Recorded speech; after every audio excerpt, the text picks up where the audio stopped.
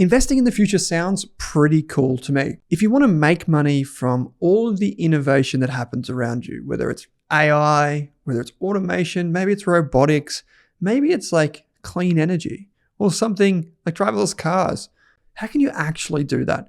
In this episode of the podcast, I'm going to break it down for you, and I'm going to give you 5 ETFs that you can go away and research for yourself, including where to find all the resources that I refer to in the show. Before we get into the meat and potatoes, you should know that this podcast series is sponsored by Betashares. Betashares is one of Australia's leaders in ETF investing. Now, they don't actually know that I'm recording this episode. So this episode in particular is not sponsored by Betashares. And when I mention some of the Betashares ETFs that we're going to talk about, you should know that I'm not paid to mention any of the ETFs in particular. It's just an advertising partnership. Without further ado, let's transition and get into these 5 ETFs. So what is a thematic ETF? A thematic ETF follows, as you can expect, a theme. But there's a lot of confusion about what it exactly is. I tend to think of ETFs in 3 major camps. First of all, you've got your broad, boring ETFs. These are the good ones that do a lot of the work and a lot of the heavy lifting for your portfolio. Over the long term, those ETFs, and I'm talking about like the Vanguard Australian Shares ETF, the Betashares A200 ETF, the iShares S&P 500 ETF, and so on. These ETFs are kind of like the staples. They're the things that always go in your investing pantry and over time have shown to provide really good results. That's the first camp. The second camp is what I might call sector-based ETFs. These are really simple to understand. Imagine you have a box of favorites and inside all different chocolates.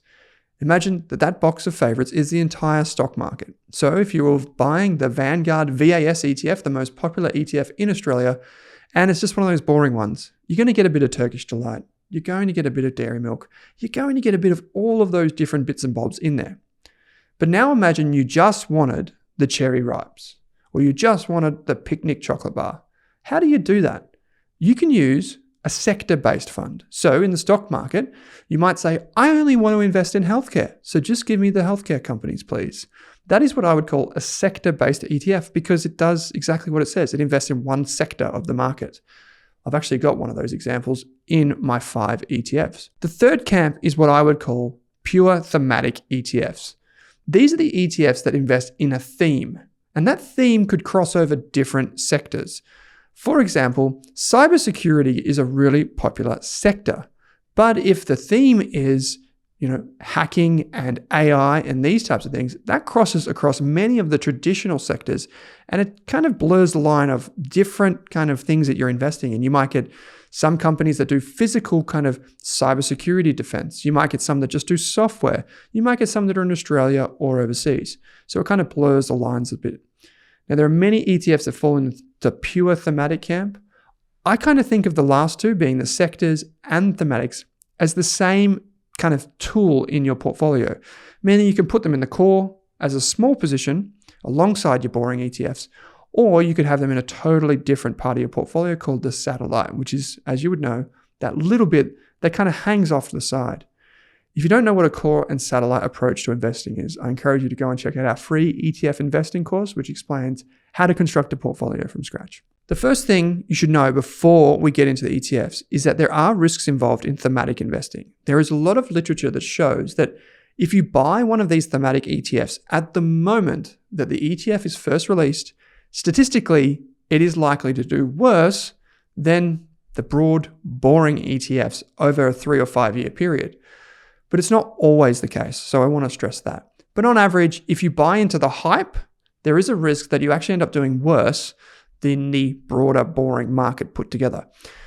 Second of all, is that you don't need to buy thematic ETFs. If you invest in a thematic ETF, you are deliberately making a decision not to own something else. So say, for example, if you're only investing in Cherry Ripes, you're consciously choosing to not invest in picnic bars or even Turkish Delights. So you are actually making 2 decisions. 1, I like Cherry Ripes. 2, I don't like picnics and Turkish Delight nearly as much. And those 2 things might actually end up doing pretty well. So when you invest in the stock market, it's important to know that if you take money from one thing and give it to another thing, the thing that you took the money from might actually do better. So keep your wits about you.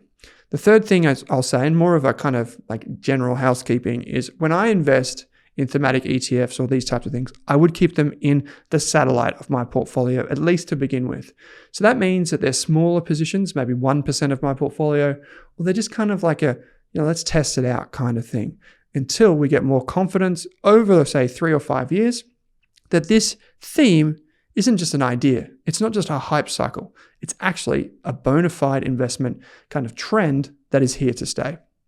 With that said, let's get into the ETFs.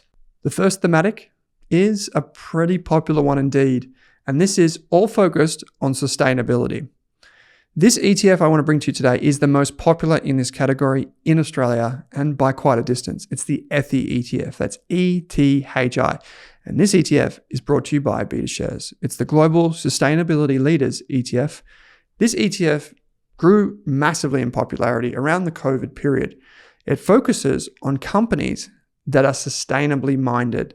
This ETF is one of the few that has actually been endorsed by the Responsible Investment Association of Australasia. And what this ETF actually does is it uses something called positive screening to identify companies that are leaders in sustainability and buy them for your portfolio. This is a globally focused ETF that provides this kind of big basket that enables you to invest where you kind of feel the world is going or where it should be going. So it's under the umbrella of what we call responsible investing. Sometimes these ETFs are confused with ethical investments. I define ethics as someone's own personal values, whereas sustainability and being mindful of the climate and the communities around businesses is actually something that you can quantify. It's not necessarily to do with any one individual's perception of what is ethical or right and wrong. It's actually to do with bigger picture things that can actually be measured. Right now, we can look inside the ETHI portfolio via the Betashares website, and I can see that Home Depot, which is America's Bunnings, Apple, Nvidia, Visa, Toyota, these are the types of companies that feature inside of this ETF. I think it's a really good ETF. I think it's really popular for many reasons, but it's probably one that requires an investor with a particular kind of taste and interest and focus. It may not be for everyone, as we'll find out as we go through the other ETFs. Just a really quick note on any of the ETFs that you might come across that kind of seem like they're ethical ETFs or sustainable ETFs. Don't just take the ETF provider's word for it. ETFs are really transparent. So you can go to the website, in this case, the betashares.com.au website, and you can see what individual companies are inside the portfolio right now. So if you don't agree with some of the holdings inside the ETF, if your values don't align or whatever the case may be, it's probably not the right ETF for you, or maybe close enough is good enough. ETHI has definitely proven that it is more than close enough is good enough for a lot of investors. Number 2, the Betashares Global Cybersecurity ETF. In 2024, the world's airports kind of ground to a halt as many of the world's major computer systems went down. You might remember this period because people got the blue screen of death on their Microsoft PC. But obviously, Microsoft powers so much more than just your PC. It's the systems and the infrastructure that is behind so much of the world's IT. Things at the airport, for example, are screens, navigation, so much more. And at the time, the technology went down. This ground flights to the ground. People couldn't make their connecting flights and so much more. You might remember this period of time featured a company called CrowdStrike. CrowdStrike is one of the world's leading providers of cybersecurity, and Microsoft relied on CrowdStrike software. At this point in time, while it wasn't a major hacking or incident in that nature, it was simply an update failure, what we found out was how important and intertwined technology is on a global scale. Cybersecurity is not just, a threat that we talk about in the news or we hear about in movies. Now, we've heard of blue chip companies right here in Australia, from Optus to Medibank, going down with cybersecurity incidents, and they've been massive. This has prompted businesses and corporations to invest significant amounts of money directly into enhancing their cybersecurity. The Global Cybersecurity ETF by Hack is one of the most popular ETFs in this country writ large. It's an ETF that invests in many of the world's leading companies, and the important thing is you don't need to go and find the companies yourself. You can simply invest in the one ETF right here in Australia and get global exposure from day one. Like most thematic or sector-based ETFs, the Hack ETF is probably one of those ETFs that can go in the satellite or maybe as a very small part of your core portfolio. Now let's turn to the third ETF on my list. Number 3 is the Global X FANG ETF, one of the most popular ETFs in the Rask community, no doubt. FANG, that's F-A-N-G, takes its name from the original acronym that described what is now called the Magnificent Seven, or Mag 7. That was Facebook, Apple, Amazon, Netflix, and Google. Now, it turns out a bunch of those companies have changed names, and we've seen the addition of other companies like Nvidia and Broadcom and many other massive technology companies. Tesla, just to name a few. This ETF invests in a concentrated portfolio of mega cap technology winners. So these are the companies that you know, which I just mentioned, many of them. These are the businesses whose services you know and rely on in your personal life, your business life, or even at your place of work. These businesses have demonstrated the ability to grow and build a platform underneath. So what I mean by that is, take for example, artificial intelligence. Artificial intelligence is often associated with companies like Anthropic and Claude, or OpenAI and ChatGPT, and so on and so forth. But all of those companies rely on an ecosystem of platform companies, like, for example, Amazon AWS, Microsoft Azure, Google's cloud division, which is GCP, Nvidia chips, or Broadcom chips. All of these companies are intertwined, and Global X FANG Plus ETF has effectively found a way for you to get concentrated exposure in your portfolio. Now, this ETF has performed exceptionally well over the past 5 years, as those individual companies have performed very well. Don't forget that past performance is not always indicative of future performance, and that when you build a diversified portfolio, having some diversification across multiple ETFs is a really good thing to consider. Number 4, right around the world, would you believe it? People are getting older. This is bringing to the fore so many things that result when we get a little bit older, but none more so than being a little bit sick or needing a regular trip to the doctor to get some medication. The iShares Global Healthcare ETF, or IXJ for short, which is its ticker symbol, provides exposure to global companies that are kind of essential in everyday life. Companies like Johnson & Johnson, Eli Lilly, or AstraZeneca are the types of businesses that you may have heard of or seen on the packet when you go to the pharmacy.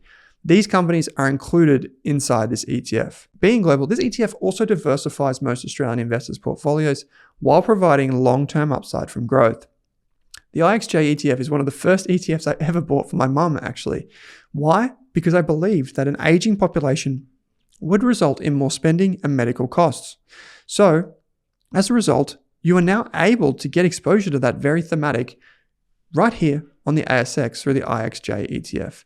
It's one of these ETFs that is quite broad, and it's good to pop the hood every now and again just to see what's inside. Coming in at number 5 is the Global X DRGN ETF. That's DRGN. This ETF provides exposure to Chinese technology companies, companies like Alibaba and Tencent, you may have heard. What makes this ETF quite unique is it provides exposure to H shares.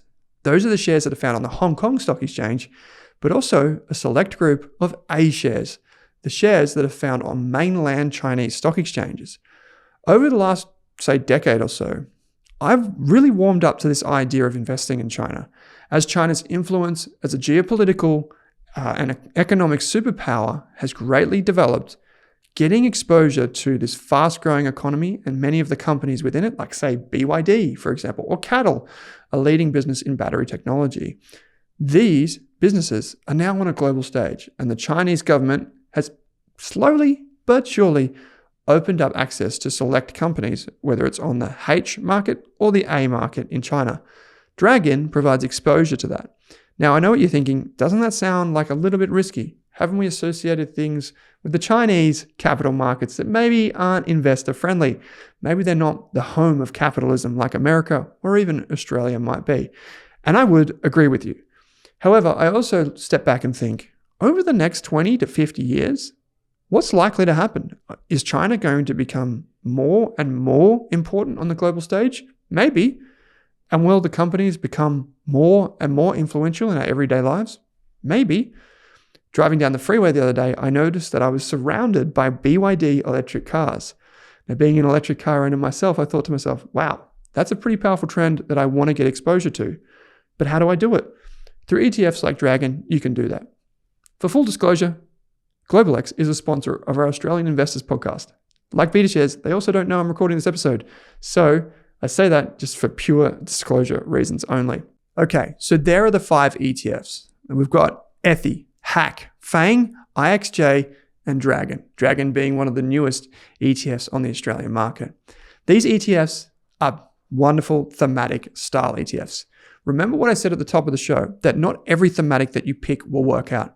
Some thematics just simply shouldn't be in your portfolio. Other thematics should never be a core holding in your portfolio, maybe just a small amount. But if this is your way to get interested in the share market, or your way of kind of expressing a view of what you think the future might be alongside your core boring portfolio of ETFs, well, I say have at it. Don't forget that when you review an ETF, the most essential thing you should do is read the PDS or product disclosure statement. That is available on the provider's website. So you can head to betashares.com.au, the iShares website, or Global X to find out more about these ETFs. And if you're really confused, you probably shouldn't invest at all. So be sure to speak to your financial advisor before you do anything. And that goes for all Rask podcasts. Now, if you're thinking, boy, I think he missed some of the best thematic ETFs in Australia, I want you to let me know. Jump in to YouTube in the comments, Spotify, where you can also comment, or head to community.rask.com.au. Don't forget, I've included loads of resources in the episode show notes for this episode, and you can be taken straight to the websites to do some analysis for yourself. Thanks for watching this episode of the podcast. I'll see you next time. Thanks for watching this episode of the podcast. If you want to hear more from us, you can get daily videos and podcasts on Rask's YouTube channel, or if you want to enroll in a free course on investing, property, business, money, you name it, you can join over 34,000 other students and enroll in a free course on the Rask website. Simply head to www.rask.com.au and follow the prompts. Thanks for watching this Rask podcast.